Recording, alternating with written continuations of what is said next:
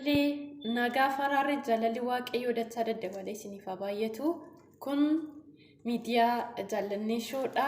Baga eeggamtanii gargaaramtanii yeroo kana geessan jechuun jaalladha.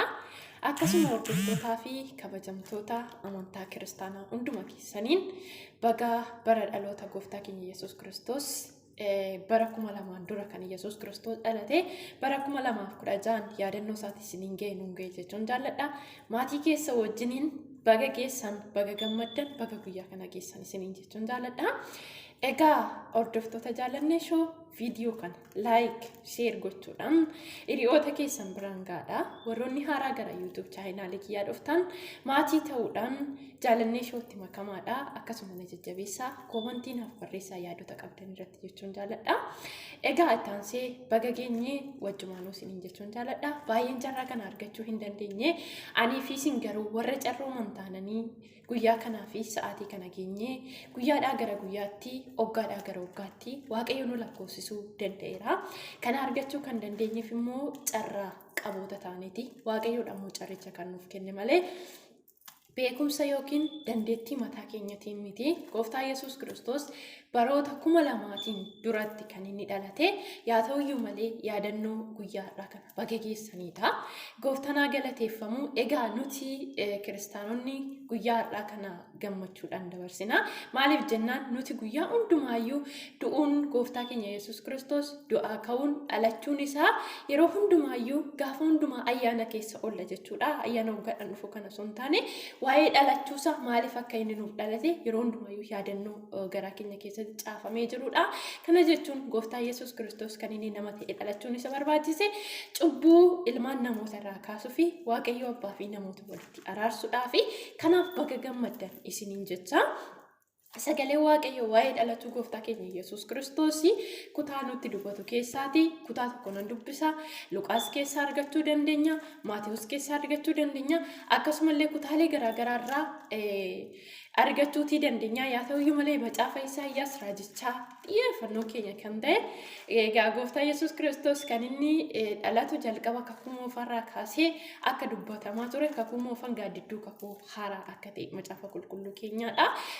Ragaanuuf ta'a jechuudha. Maaliif uumama boqonnaa 3 lakkoofsa 15 irraa kaasee gooftaa Yesuus Kiristoos akka dhalachuudhaaf jedhu dubbatee jira jechuudha. Galanni waaqayyoof haa ta'u sagalee waaqayyo.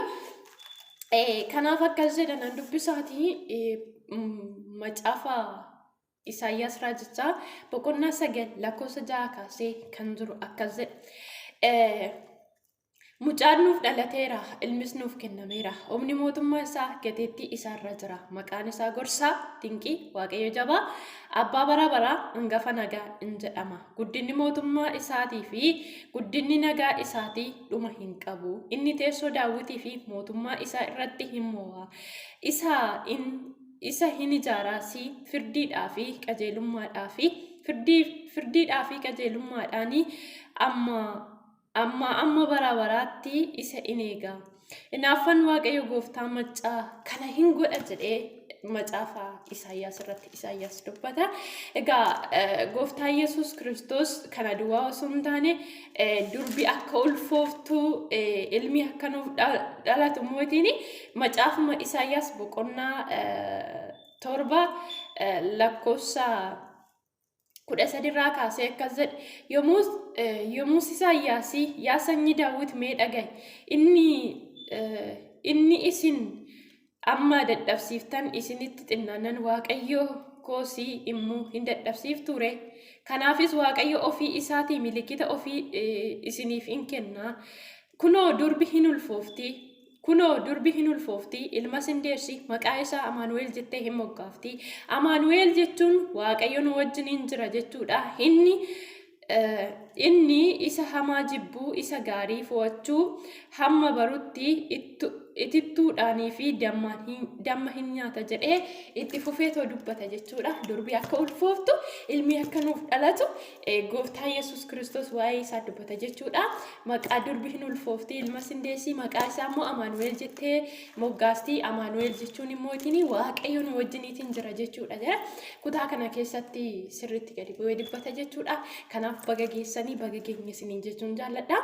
Asumaan egaa amantoonni kamiyyuu haa ta'u jiru amantaa kam keessa yoo jiraadha kiristaanas musliimas ta'a biyya keenyaaf nagaa biyya keenyaaf jaalala biyya keenyaaf tasgabbiin akka ta'u waaqayyoon kallattii hundumaanuu akka kadhattan ta'ii nama yeroo ammaa kanatti ta'aatii jiru egaati dhaloonni waaqayyoon sodaachuu dadhabee uumaa harkaa namnaa tolche yookiin mootiin uumamaaf sagadaatii bareetti jirudha kanaafi fayyisaan lubbuu keenya kan nu dhalate waaqayyo abbaadhaan kan walitti nu raarsite cubbuu daangaa ta'ee nuufi isa gidduu ta'e keenya cubbuu sana kan diige gooftaa Yesuus Kiristoosidha asuma warroonni gooftaa Yesuus Kiristoositti osoo namaniin jirtan gooftaa Yesuus Kiristoos karaadha dhugaadha jireenya isatti amana namni isatti amana jireenya bara baraa qabaata namni isatti namanne mootiin ibidda bara baraa dhaqa firdii jalas jira itti faradamaa jechuudha kanaafi gooftaa Yesuus Kiristoositti amana fayyisaa lubbuu keessanii godhaati gooftaa Yesuus Kiristoosiin fudhadha akkasuma mootiin amantoonni kallattii garaa jirtani kadhannaadhaan akkasuma mootiin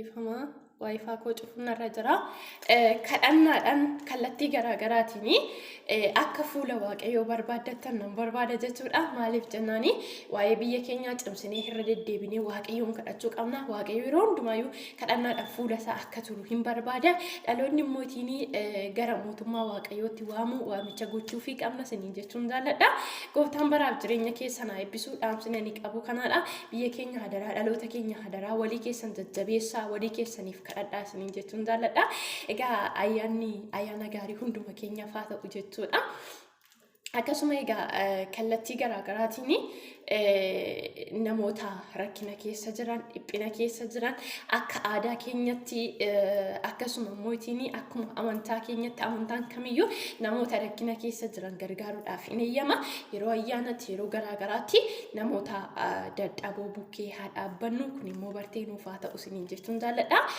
warri gochaati jirtan gooftaan sinaa eebbisu egaa badhaadhummaa keenya iddoo daana'oo fi biliin hin nyaannetti walitti qabanne rakkatoota karaarraa guurree yoo gargaarsa yoo goodeef garaa waaqayyoo sunutti gammada haadha hiyyeessaa tokko yoo beela baasni garaa waaqayyoo sunutti gammada maaliif jennaan yeroo baay'ee warroota harka qaban warroota miila qaban geeggarsa gochuu caalaa waaqayyoo kan nutti gammadu warra karaa bukkee ta'aa jiran warra rakkina garaagaraa keessa jiran warra dhiphina garaagaraa keessa jiran warra raafama garaagaraa keessa jiran akka gargaaruuf waaqayyoo keessa keenya akka kaasu siniin jechuun jaalladha maaliif yeroo ammaa kanatti egaa haalli Itoophiyaan keessa jirtu baay'eesa wanta wal xaxaa ta'ee fi wanta haadholii baay'ee sodaachisaa jiru wanta dhaloota baay'ees immoo sodaachisaa jiruu fi raasaa jiru keessaa wanti yeroo ammaa kanatti ta'amaa jiru baay'ee nama gaddisiisa kanaaf turtii gaarii qabaadhaadha guyyaa ayyaana kanatti maal qopheeffatanii jirtu siniin jettuun jaalladha ani amma yoonatitti waa hin qophoofne maaliif bara darbee bara kana kophaan jira jechuudha yoo siniin jedhu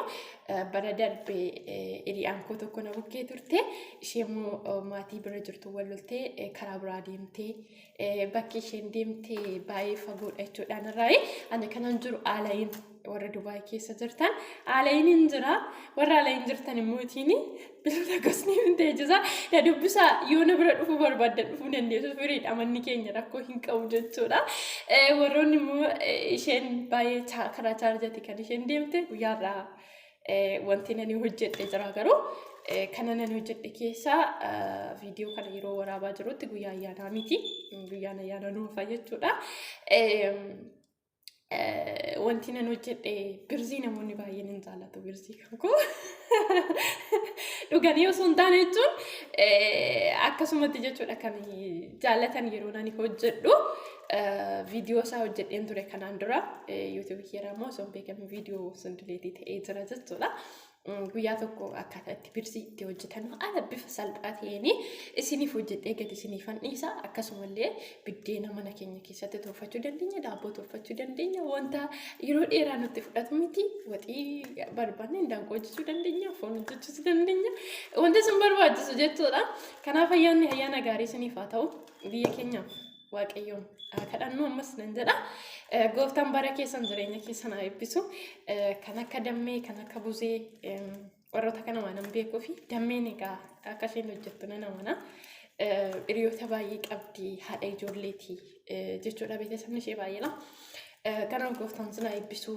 ayyaana gaarii isiniif haa ta'u turtii gaarii qabaadha. Yeroo hundumayyuu hin ayyaaneffanna nuti ayyaaneffachuun keenya har'a duwwaa miti jechuudha yookiin immoo sababii ayyaana ta'eef miidhagnee uffannee ayyaaneffannu osoo hin taane bakka waamti dhalachuu gooftaa Yesuus Kiristoos maaliif dhalatee maaliif nama ta'uun isa barbaachisee maaliif foon uffatee gara biyya lafaa dhufe kan jiruuf cubburraa nu fayyisuuf wanta biraatiif miti waaqayyo walitti nu araarsuuf wanta biraa miti. Egaa Yesuus Kiristoos gaafa gara biyya lafaa dhufu parsantii 100 namaadha parsantii 100 mootiin waaqaadha. Waaqummaa fi namummaan isaa mootiin osoo waliin makiin wal keessa kan jiraatedha malee adda baheetii miti. Kan inni mootiin biyya lafaa irratti dhalachuun barbaachise waaqayyoo fi nama walitti araarsuudhaa fi akkasumallee kakuu moofaa macaafa faarfannaa fi macaafa seerotaa raawwachuudhaa fi kana jechuun seera keessatti dubbatameera faarfannaa keessatti dhalachuun isaa dubbatamee jira. Isa kana raawwachuudhaaf gooftaa Yesuus Kiristoos dhalachuun isa barbaachise akkasumallee kakuu haaraa irratti dhiibbaa uumuudhaaf dhalachuun gooftaa keenya Yesuus Kiristoos kan barbaachise jechuudha. Kana duwwaa miti egaati cubbuu diiguudhaa fi nuuni mootiin bilisa nu baasu fi kaayyoo fi akeeka seexanaa sana yookiin immoo ergama daabiloos diigee mootummaa isaa jala nu galfachuudhaa fi mootummaan Kiristoos jabaatee dhaabbatee mootummaa seexanaa sana mootiin diigee cubbuu jalaatii nutiin bilisa baasuudhaa fi kan inni nama ta'eetoo dhalachuun isa barbaachise akkasuma mootiin ergama waaqayyoo abbaa raawwachuudhaa fi kan inni dhalachuun isa barbaachise karaa Yesuus Kiristoos nuti jaalala bara baraa jaalatamne waaqayyo abbaadhaan mootiin walitti dhufeenya isa sirrii qabaachuu dandeenye kaleessa kallattii baay'eedhaan aarsaan baay'een dhangala'aa turee jira. Aarsawwan oolaa akkasumallee aarsaa baay'eetu dhangala'e yaa ta'uyyuu malee aarsaan sun waaqayyoon garaa ciibsuu hin dandeenye. Garaa ciibsuu kan danda'e waaqayyoon maalidha? Dhiiga ilma isaa tokkicha duwwaatti waaqayyo kan gammade kaleessa aarii waaqayyo qabbaneessuu danda'a. Xobbollaan akkasumallee hoolaan reettiin wantoonni garaagaraa aarsawwan sababii cubbuutiif aarsawwan sababii yakkaatiif jedhamee wanti dhiyaachaatii ture suni waaqayyootiin maal godheera garaa ciibsee jira osoo hin taane waaqayyootiin qabbaneessee jira yookiin haarii waaqayyo gab godhee jira jechuudha malee guutummaan guutuutti waaqayyo itti hin gammadne. Waaqayyo kan itti gammade dhiiga ilma isaa Yesuus Kiristoos duwwaadha jechuudha. Kanaan jaalala isaa nu gidduutti mul'isuu jaallate Yesuus gooftaadha. Kanaaf baga gammaddan gammachuun kana caale hin jiru. Jireenya keenya keessatti wanta gammannu yoo jiraate waaqayyo ilma isaa tokkicha osoo mararsiifatiin nuu kennuu duwwaadhaanii nuti maal gochuu qabna gammachuu qabaachuu qabna. Guyyaan namni itti gammadu yoo jiraate guyyaa kan beektu guyyaan gooftaa Yesuus Kiristoosin alga koo ol kaasee fudhadhee gammachuun koo jechuudha. Bakka mucaa Kiristoos ta'uu kootitti gammachuu guddaan qaba. Biyya lafaa keessa amma jirutu nuti ormaadha. Biyya lafaa kun nuuf darabaadha. Biyya lafaa kana keessatti ormummaa jiraachaa jirra. Manni nuuf qophaa'e immoo jira. Annan deema yoo deebisnee wayya iddoo siniifan qopheessa iddoo sanatti immoo sinaaf fudhaadheera. Kanatti mootiin abuun cumaa nuuf kenneera. Nu waameen yookiin mootiin waamicha isa tokko duwwaa nu waame miti waaqayyo. Waaqayyo gaafa nu waame gooftaa Yesuus karaa Yesuus Kiristoos waaqayyo gaafa nu waame tokkoffaa biyya lafaa keessa nu waameera. Lammaffaa mootiin isaaf akka hojjettoota Kiristoosin akka taanuu fi waaqayyo kennaa addaa nurra kaa'ee kaanii kennaa faarfannaa kaanii kennaa lallabaa kaanii kennaa raajummaa kallattii garaagaraatiin waaqayyo itti kennee maal gochaa jira tajaajilamaati jira namni kamiyyuu. Ayyaana gaarii isiniin jechuun jaalladha. Uffanni koo immoo baay'ee bareeda natti fakkaata. Akkamitti akka argitan hin beeku hordoftoota koo baay'ee natti tolee jira. Kana madaamii kootitu iyyuu naa bitee turee jira jechuudha. Akkasitti uffatama. Baay'ee bareedaadha. Gooftaan sinaa eebbisu eebbifamaa. Shalom. Viidiyoo biraatiin ammoo walitti deebinutti viidiyoo kana immoo laayik sheer gochuudhaan sabiskiraayib godhamaatii ta'a obboloota keessaniif sheerii godha. Turtii gaarii qabaadhaa. Shalom yaada keessan komantii jalatti na barreessaa.